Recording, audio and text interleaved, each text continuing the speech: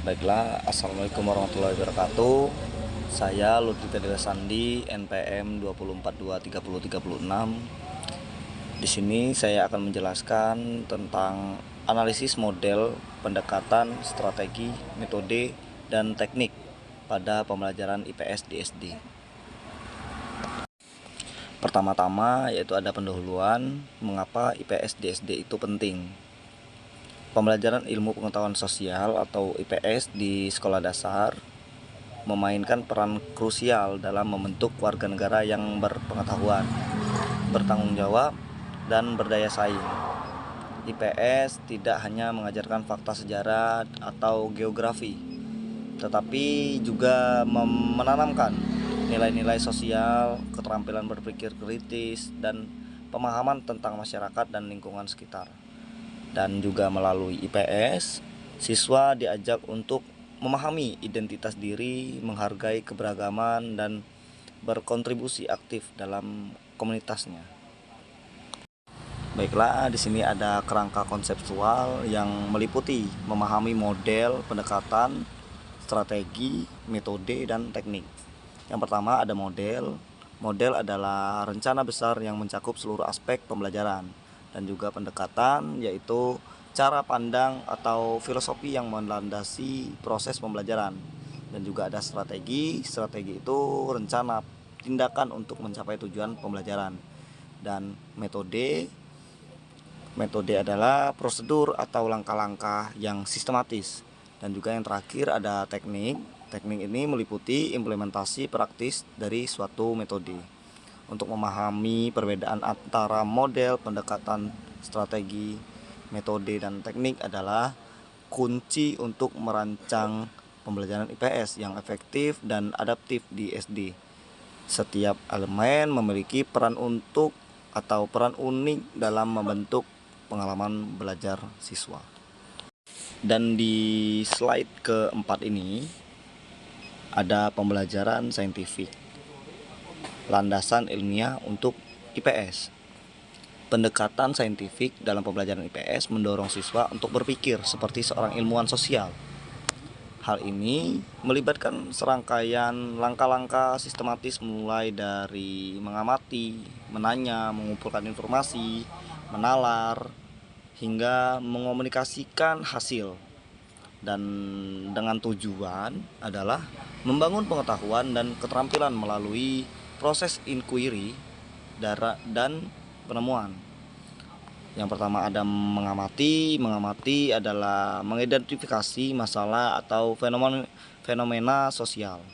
Dan turun ke bawah yaitu ada menanya, merumuskan pertanyaan berdasarkan pengamatan. Ini juga bisa membuat anak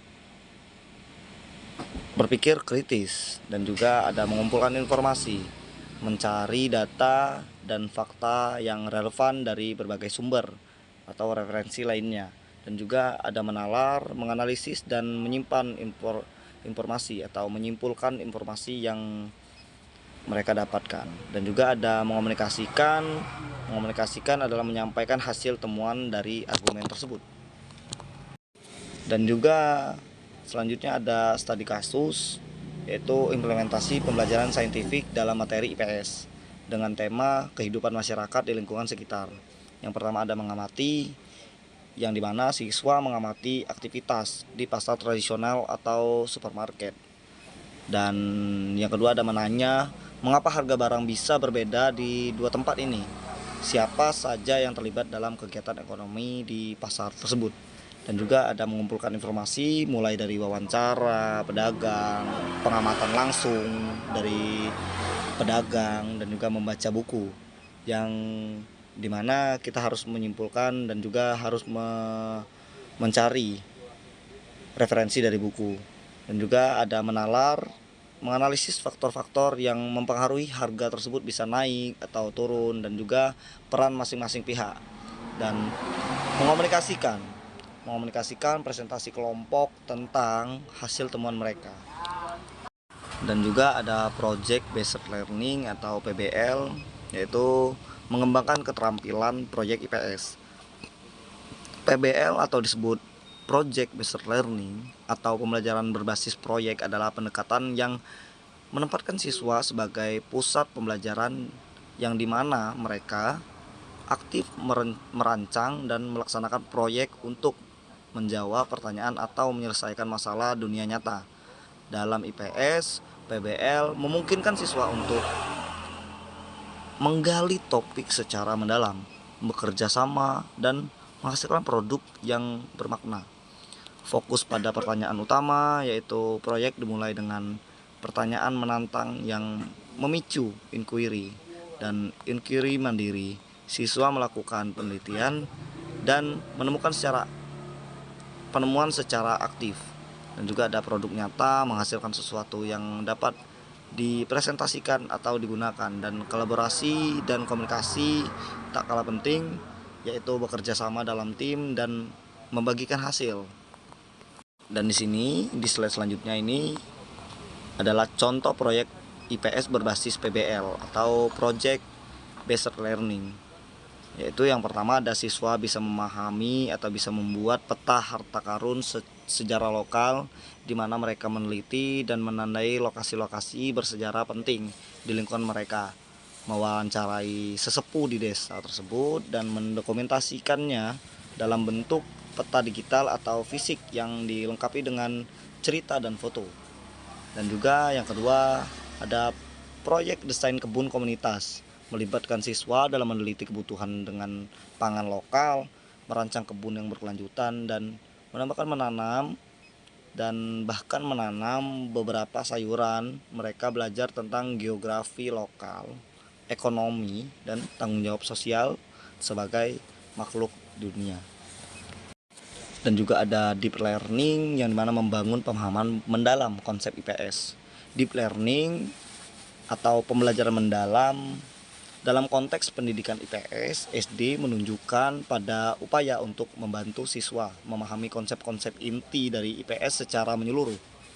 Tidak hanya menghafal fakta, ini melibatkan koneksi antar konsep, penerapan dalam berbagai konteks, dan refleksi terhadap makna personal dan sosial dari pembelajaran, yaitu koneksi konseptual, menghubungkan ide-ide IPS yang berbeda, penerapan kontekstual, menggunakan konsep dalam situasi nyata, dan juga ada refleksi kritis, yaitu menganalisis dan mengevaluasi pemahaman diri.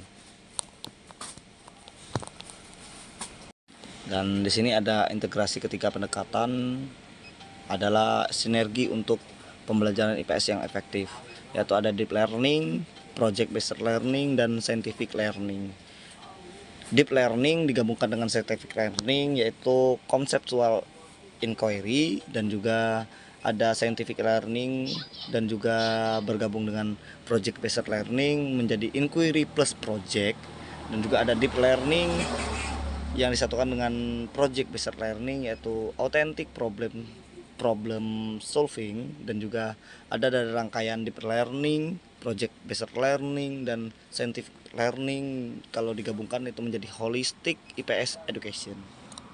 Dan yang terakhir ada kesimpulan dan rekomendasi untuk mengajar IPS di SD, yaitu ada variasi pendekatan, gunakan kombinasi saintifik, PBL, dan deep learning. Dan yang kedua ada pelatihan berkelanjutan. Pelatihan kelanjutan ini meningkatkan atau peningkatan kompetensi guru dalam metode inovatif. Dan juga yang ketiga, sediakan sumber daya yang dimana dukung proyek siswa dengan fasilitas dan materi. Dan juga libatkan komunitas, manfaatkan lingkungan sebagai sumber belajar. Dengan menerapkan rekomendasi ini, niscaya pengajaran IPS di SD dapat menciptakan lingkungan belajar yang dinamis, relevan, dan juga inovatif, memotivasi siswa untuk menjadi pembelajar seumur hidup yang kritis dan bertanggung jawab. Akhir kata saya akhiri, wabillahi taufiq wal hidayah. Wassalamualaikum warahmatullahi wabarakatuh.